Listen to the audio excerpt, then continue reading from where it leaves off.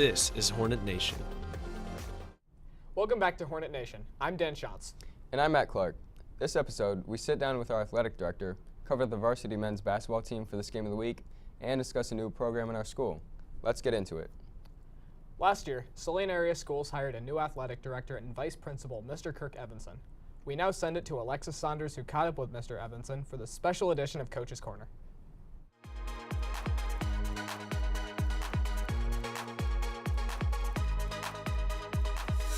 Here today for a special edition of Coach's Corner with Mr. Evenson, our assistant principal and athletic director.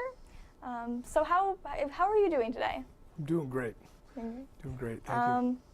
So can you tell me a little bit about yourself? Like what brought you here to Saline and what brought you into education? Let's start with education.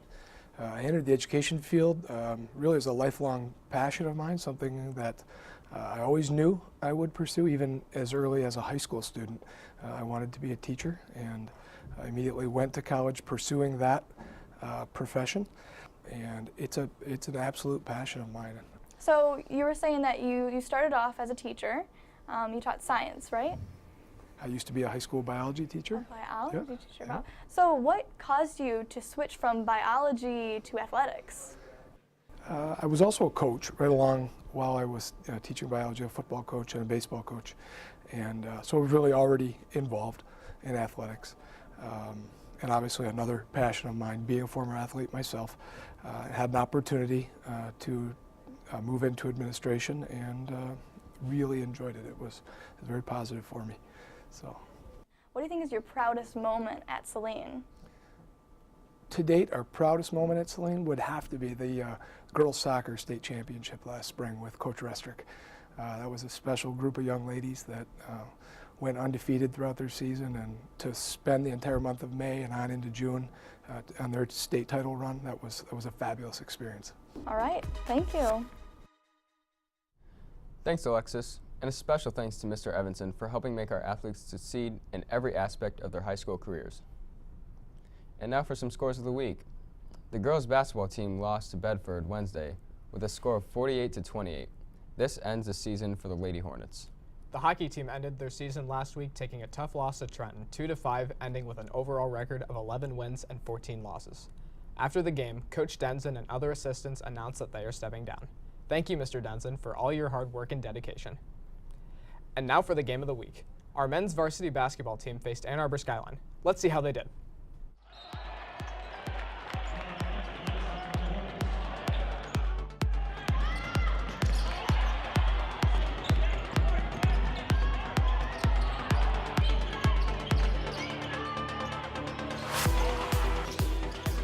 Helping out the Hornets dominate the court, Emmett Turner came out strong with 19 points as the boys varsity basketball team faced Skyline at home. 4 weeks before, Saline had been defeated by Skyline 47-68, but Saline was prepared to strike back. Starting off the game, Saline was up all the way through halftime, where Saline led 30-16. Saline then continued to lead all the way to the final buzzer, where Saline came out victorious with a score of 61-47. Good luck to the Hornets, who will face Monroe tonight at 7 o'clock.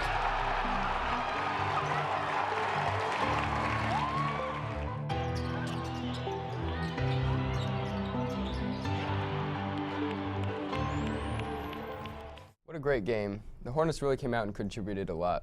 Great job, Hornets. In a fight against racism, our athletes have taken turns learning to be aware of discrimination and how it affects other athletes. Let's take a look at how our athletes are getting involved. There's a new initiative at Saline, and it's called RISE.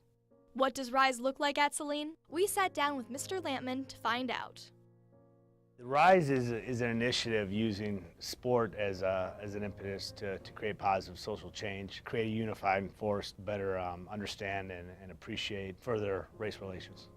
It is brand new. It's a pilot curriculum right now, so we're one of the 3 schools in the nation that are rolling out this pilot curriculum. You know, a big part of what we do is discussing offensive and racist tweets that occur and microaggressions that occur in social media and how kids would handle those situations. And not only we're developing a broader awareness for issues of race, but also greater sense of teamwork, camaraderie on the team, and leadership. And I think one of the biggest things about it is just having open, honest dialogue and discussions about issues of race, you know, recognizing that times we might feel uncomfortable about certain things, but I like to say when we're dialoguing, good things are happening.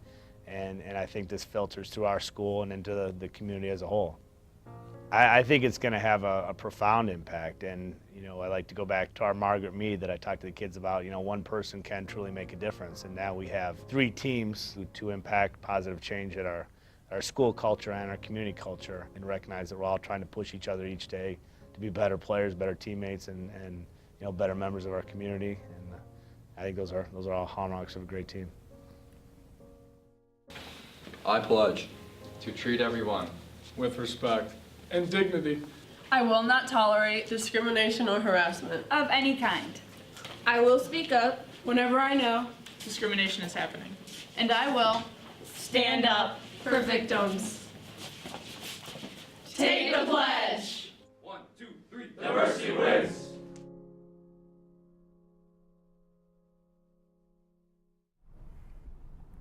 Inspiring. A special thank you to Mr. Lampman and our athletes for coming together to let everyone feel equal, whether they're on the field, the court, or even the rink. Well, that's all for this week, Hornets. Join us next week where we sit down with the varsity basketball coach, Jake Fosdick, wrap up the winter season, and hear the story of 2 wrestlers doing it their own way. Until then, have a great week, Hornets.